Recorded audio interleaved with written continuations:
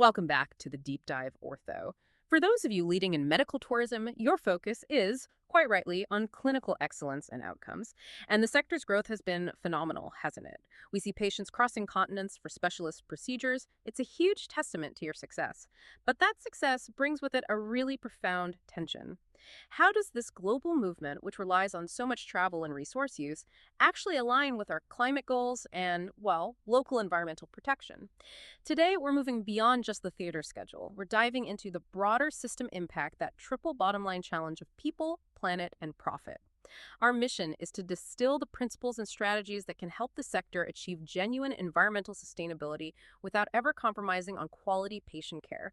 And joining me is Prof. Moimam, who has spent his career examining this critical intersection of clinical infrastructure and planetary health. Professor, thank you for guiding us through this. It's a vital conversation, and thank you for having me.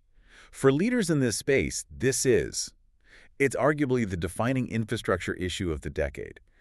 And we really need to frame this not as some sort of environmental burden or an inconvenience. Another box to tick. Exactly. It's a crucial pillar of operational quality and, frankly, financial resilience. Adopting these standards is about future-proofing your entire business model.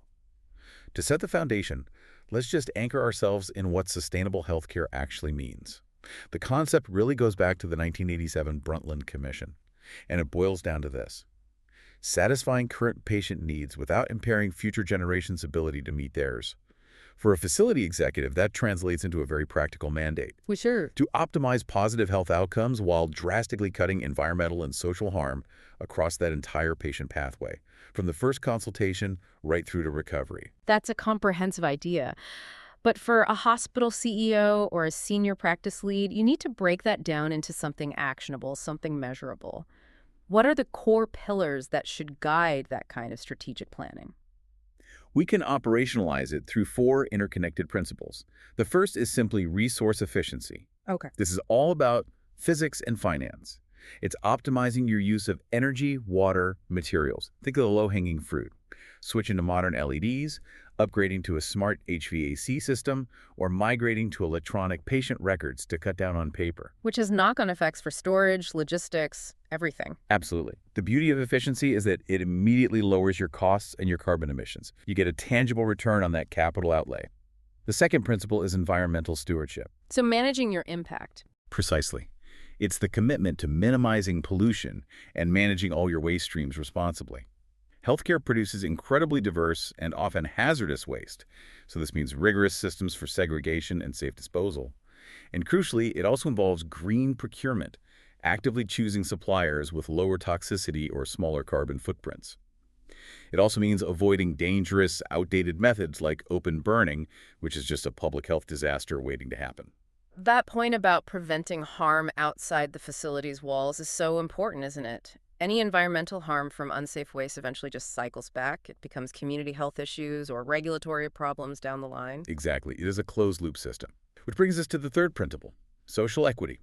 A sustainable medical provider just can't function as an isolated island, serving only international visitors while stressing the host community. They have to guarantee local access to care and actively involve local stakeholders.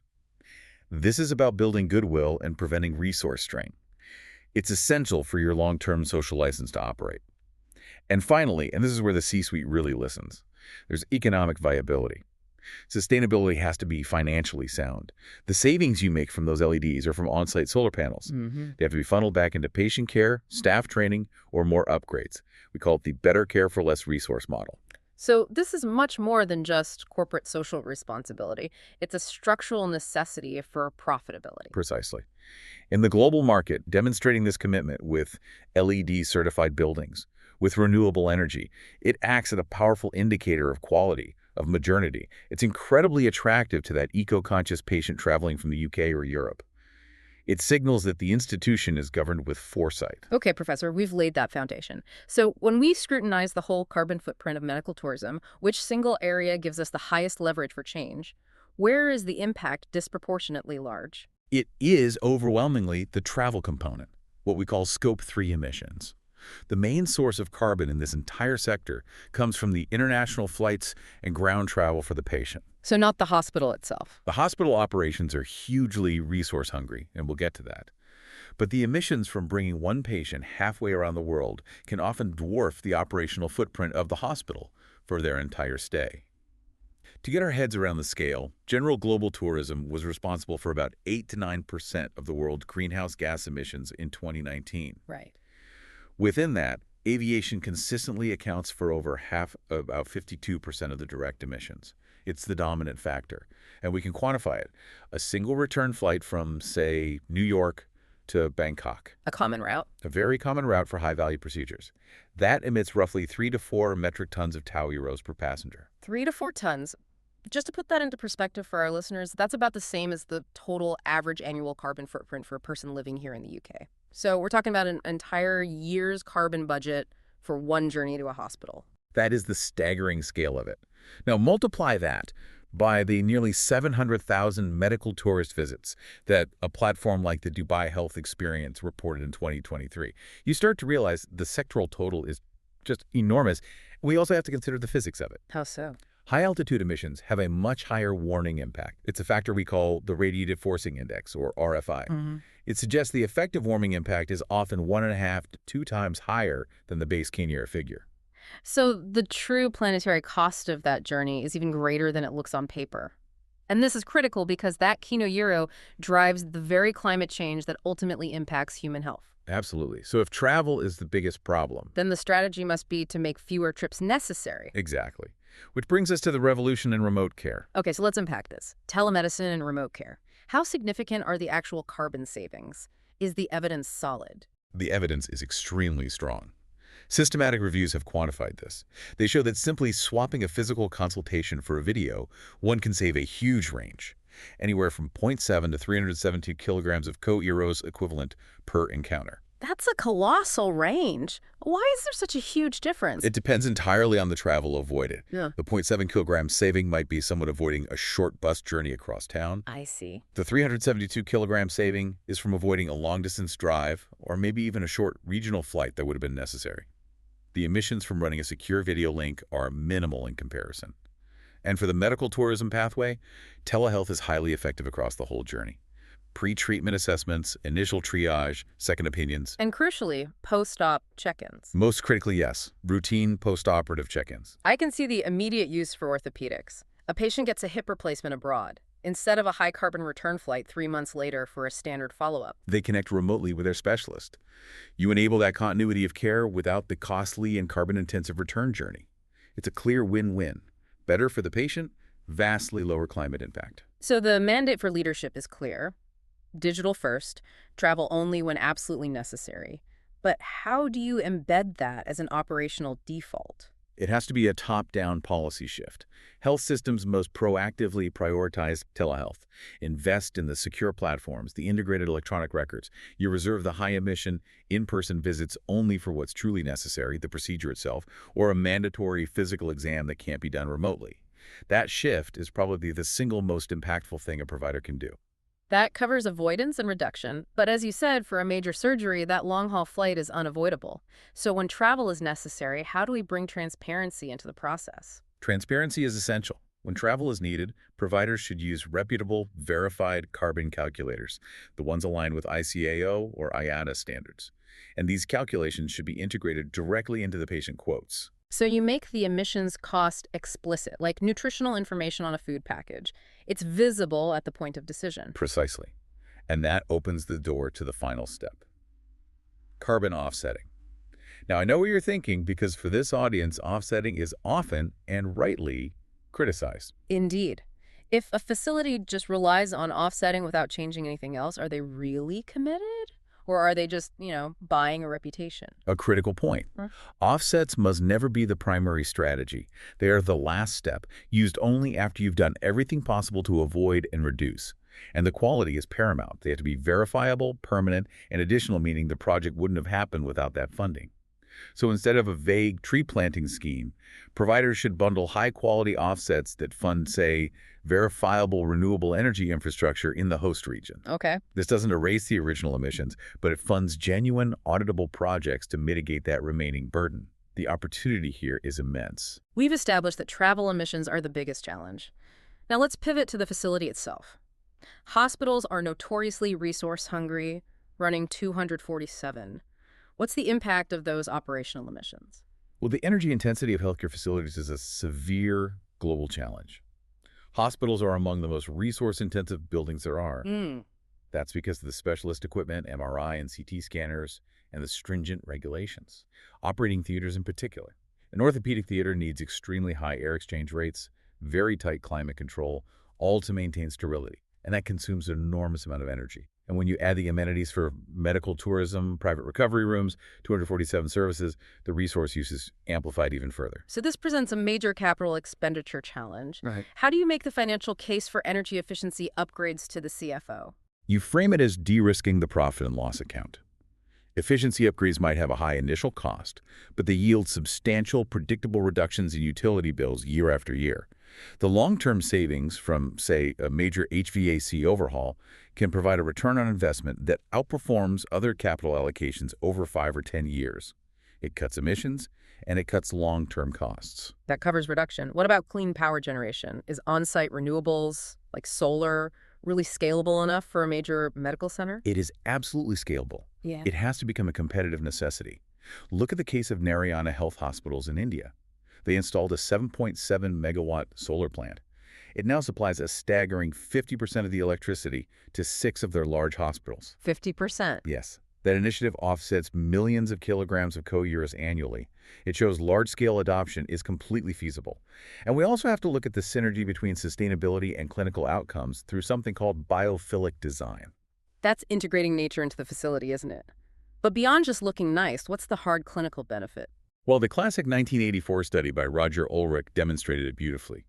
He found that surgical patients recovering in rooms with a view of trees had significantly faster recoveries. Faster recoveries. Yes, fewer minor complications, and critically for costs, they required less powerful pain medication compared to patients facing a brick wall.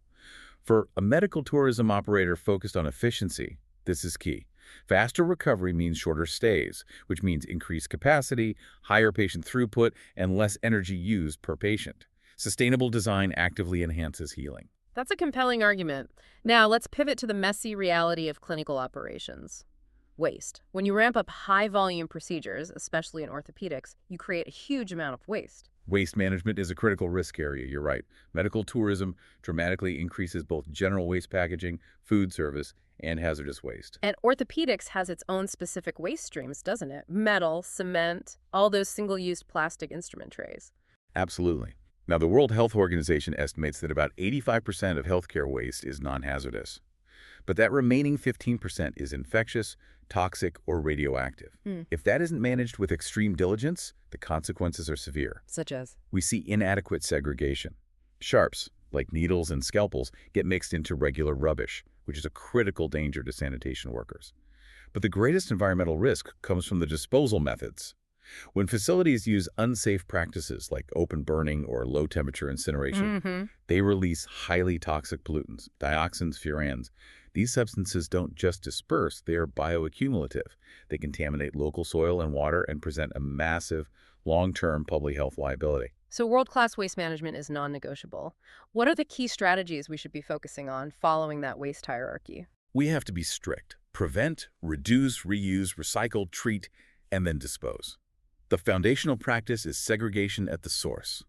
This is where the culture change begins. Staff training is non-negotiable. Clearly labeled, color-coded bins, and stringent procedures to separate infectious waste from general rubbish the moment it's created. Right. That single step prevents contamination of the large volume of non-hazardous waste, which can then be safely and cheaply recycled. Secondly, we must look at treatment technology. We strongly advocate for modern non-combustion methods, specifically autoclaving. Steam sterilization. Exactly. Steam sterilization for infectious waste instead of outdated incineration. Autoclaving neutralizes the pathogens under intense heat and pressure without combustion, so you avoid releasing those extremely toxic gases. And what about reduction? How do you tackle those specific orthopedic waste streams, like the high volumes of plastic packaging? Reduction is key. It cuts supply chain emissions and slashes procurement costs. Facilities must actively switch to reusable items, sterilizable linens, metal instrument trays, and move away from single-use disposables wherever it's clinically safe. For those complex instrument sets, which often arrive double or triple wrapped, administrators have to work with their suppliers. Demand minimal packaging. So leveraging purchasing power. Exactly. And finally, regulatory compliance is paramount. Authorities must enforce robust oversight. Adhering to WHO guidelines and national regulations isn't just about safeguarding the environment. It's an indisputable quality marker for international patients and accreditors. We've covered the technical side of things. Let's shift now to the broader planning and governance needed to sustain all this. When a major new hospital or medical resort is planned, what's the one critical policy measure to ensure sustainability is embedded from day one? That measure is the Mandatory and Rigorous Environmental Impact Assessment, or EIA. For any major development, an EIA is absolutely necessary. Its function is to systematically evaluate the project's effects on the land, the water, the air, and the local communities before a single shovel hits the ground. So for an investor, the EIA really acts as a de-risking tool by forcing them to take preventative action. Precisely. By anticipating adverse impacts early, developers can integrate mitigation measures proactively. This saves enormous amounts of capital and time later on. For example, if an EIA predicts a new facility will strain local water resources, the process can mandate specific actions, like investing in advanced water recycling or rainwater harvesting. I see. This oversight prevents long-term costs from pollution cleanup or, frankly, community opposition. It makes the entire project more resilient and socially acceptable. That brings us neatly to the people side of things, the social equity principle. Sustainability isn't just technical, is it? It requires a social license to operate. When high-value medical tourists fly in, the local residents can't be left bearing the negative consequences, the pollution, the resource depletion, without seeing real benefits. What are some of the resource strains that often get overlooked? This is where a failure in social equity often shows up. It's not just about energy or water. In fast-growing hubs, these large modern hospitals can create acute competition for specialized local resources. What kind of resources? We see intense competition for specialized nursing staff, phlebotomists, high-tech equipment technicians. It drives up wages and can draw key personnel away from the local public health facilities, straining the local system. And rapid development can also put pressure on local housing, transport, and utilities. So community engagement is absolutely crucial to manage these risks. So this aligns with the shared value concept. Partnering with the community isn't just charity, it's strategic risk mitigation. It is entirely strategic. Practical steps include forming community advisory boards, holding transparent public consultations, and partnering directly with local businesses. Hire local staff, source food locally. When the community sees genuine benefits, jobs, training, better infrastructure, they become partners in the project's success. Okay, for our listeners, the mid to senior professionals who actually have to execute on strategy, let's talk about the high leverage levers they can pull immediately. Where should they look first? I think we have to address the most potent challenge within clinical departments, which is low-carbon clinical care. This means rationalizing practices that have been standard for decades. And the biggest hotspot here is anesthetics. Really? Yes, clinical leaders must phase down the use of high global warming potential anesthetic gases. The worst offender, desflurane, has a GWP over 2,500 times that of co-euro. Nitrous oxide is around 300. For a single surgery, the emissions can be equivalent to hundreds of kilograms of co-euros. So what's the immediate low-risk alternative for an orthopedic theater? A strategic switch to lower GWP alternatives like sevoflurane is essential, but the highest leverage switch is adopting total intravenous anesthesia, or TIVA. It eliminates inhaled gases entirely. It's an anesthetic pathway with virtually zero direct greenhouse gas emissions. Governments must mandate a review of these volatile agents. Okay. And beyond that, rationalizing imaging. MRI and CT scanners are hugely power-intensive. We can't compromise on diagnosis, but optimizing scheduling can significantly reduce the energy draw per patient. Second, adopt robust green procurement policies. Apply stringent environmental criteria not just to office supplies, but to consumables, orthopedic implants, and packaging. So using that purchasing power again. You have to leverage it. We need to mirror best practice, like the UK's NHS, which is now applying legally binding net zero requirements to its suppliers. If a major institution demands low-carbon implants, the market will respond. Third, prioritize staff education and culture change. Sustainability can't just be the job of the facilities manager. Establish green teams across departments. Provide regular waste sorting workshops. This embeds accountability at every level and fosters a culture where sustainability is everyone's responsibility. And finally, and this is critical, there has to be monitoring and reporting. If you don't measure it, you can't manage it. And you can't claim the competitive advantage of transparency. Track key metrics, emissions per patient day, waste volume, water use, and report this publicly. It builds deep trust with the creditors and patients. It sounds like the strategies that lead to financial and operational efficiency, like cutting high GWP gases and reducing waste, are also the ones that secure that social license and build a superior brand. Absolutely. The three objectives, planet, people, and profit, become mutually reinforcing. A sustainable operation signals quality, modernity, and ethical management. It's a triple win. Professor, this has been an incredibly detailed and actionable deep dive. Let's just synthesize the core message for our listeners who are tasked with putting this into practice. The overarching message is clear. Achieving resilience and genuine sustainability in this sector requires a model that is tele-first, efficiency-driven, and community-aligned. We have to aggressively minimize travel emissions through virtual care, optimize operational resource use through smart design, and manage waste responsibly using non-combustion tech like autoclaving. And by adopting these practices, we're really elevating the sector beyond just quality of care into planetary stewardship. Precisely. These practices directly align medical tourism with critical global frameworks, especially the UN Sustainable Development Goals. We're supporting SDG 3 on health, SDG 13 on climate action, and SDGs 14 and 15 by protecting our ecosystems. The fundamental truth remains that protecting planetary health is intrinsically linked to safeguarding human health. That's a perfect point to conclude on. But before we go, Professor, I'd like to leave our listeners with one final provocative thought about competitive strategy. Certainly. It's this. If environmental responsibility is increasingly seen by overseas patients as a non-negotiable indicator of quality and modernity, Hmm. what immediate high ROI capital investment, be it a rooftop solar array, an advanced autoclaving system, or robust digital records for a tele-first pathway, could most effectively secure your facility's competitive edge and long-term financial resilience over the next decade? That is the strategic question facing every institution today. A tough but absolutely necessary question for strategic planning. Thank you again, Professor, for sharing your exceptional insight. If you found value in this deep dive, please take a moment to rate and share the discussion with your professional network. Until next time, keep seeking those crucial intersections between clinical excellence and planetary health.